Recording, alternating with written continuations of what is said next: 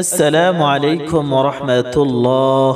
শত্রু দূর করার জন্য আজকের আমলটি অনেক কার্যকারী, তবে এই আমলটি করার পূর্বে খুবই সতর্ক থাকতে হবে।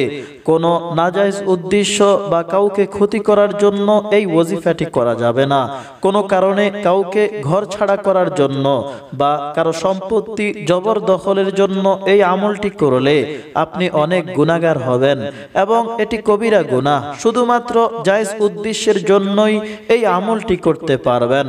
উত্তম হবে কোনো হক্কানি আলেমের কাছ থেকে পরামর্শ নিয়ে এই আমলটি করা, তা না হলে দুনিয়া এবং পরকাল বরবাদ হয়ে যাবে। দুনিয়া এবং আখিরাতে শাস্তির উপযুক্ত হবেন। আমলটি কিভাবে করবেন? প্রতিদিন একই টাইমে এই আমলটি করবেন, অর্থাৎ প্রথম দিন যেই টাইমে আমলটি শুরু করবেন প্রতিদিন সেই একই টাইমে এই আমলটি করবেন।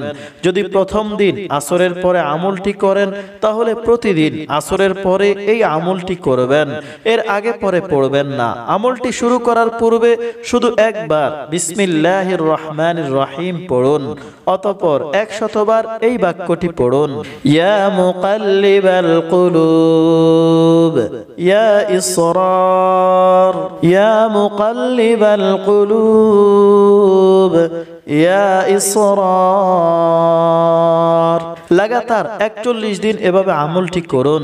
যদি এই 41 দিনের মধ্যে দুশমন দূর না হয় তাহলে আবার 41 দিন এই আমলটি করুন। যতদিন পর্যন্ত শত্রু দূর না হবে ততদিন পর্যন্ত এভাবে 41 দিন করে পড়তে থাকুন।